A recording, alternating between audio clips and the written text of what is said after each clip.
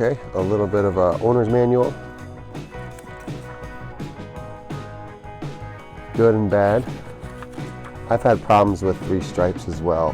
When it comes to microphones, I get a buzzing noise, so TRS I think is the way to go.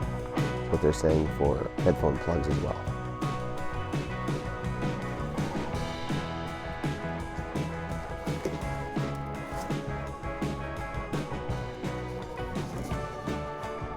Alright, comes in a little bit of egg carton.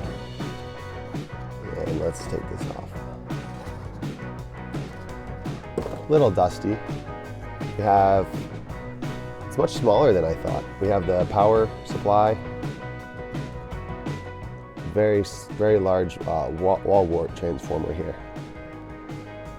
So that's a good thing. That's a good indication of some good quality power getting to the component. And a little bit of insulation. And here's the piece of shit that we ordered. And it's very small. It's about the size of my iPhone. A little wider and a little shorter, but in that same ballpark. All right, so it has the plastic around it, which is taped. And it's upside down, so let's flip it up. And there's the Schiit Magni Heresy. Headphone jack, volume knob, logo. Okay, power source, on-off switch. The output, preamp output, high and low switch, and the input. And that's about it. Very nice, solid piece of metal, made out of all metal. The knob feels pretty solid, and you know what's going to matter even more is the sound quality. So I will continue on to a review later of the sound quality, but yeah, there you have it. There's the Schiit Magni Heresy.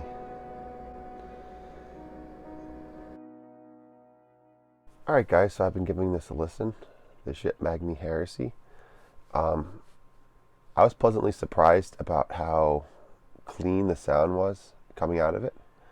For comparison, I had been listening to the headphone jack on my Onkyo TX8020 receiver, which is not bad sounding, but the ground floor wasn't as quiet, and the punchiness of the toms and kick drum were not as punchy as the Schiit Magni Heresy, so it was more pleasant to listen to on the headphone amp. For things like Rage Against the Machine, hip hop, metal, like Metallica and all kinds of like heavier music, the drums were just more pleasant to listen to on the headphone amp Schiit Magni Heresy than the headphone jack on the Onkyo receiver. There is a high-low gain on the back of the amp. There's a high-low gain switch. The low gain is more for dynamic detail. You could hear the more intricate sounds of more softer music, things that you want to just have relaxed listening experience. The low gain is better suited for those sort of scenarios. For the more intense, in-your-face listening experience, the high gain is going to suit you better. It's going to have more energy and pop, I guess, to the sound. My chain that I was listening through are 2 different chains. One is from my computer to my Cambridge Audio DACMagic 100 through the tape out of the receiver to the Schiit Magni Heresy, and that's the digital listening experience I have. I tend to listen to FLAC files, typically high resolution FLAC files of recorded vinyl or CD quality audio. A lot of the CDs came out very clear. Even the recorded vinyl sounded very warm and pleasant to listen to. Listening to the vinyl directly was a great experience as well. Some of the albums I was listening to were Jimi Hendrix's Axis Bold as Love. Of course, you see Rat Tat Tat classics up there. Some of the other albums I was listening to was OK Computer by Radiohead, and these albums just sounded so pleasant to listen to on the headphone amp. I think for the value of, I paid about $120 for this amplifier. I think you can't go wrong.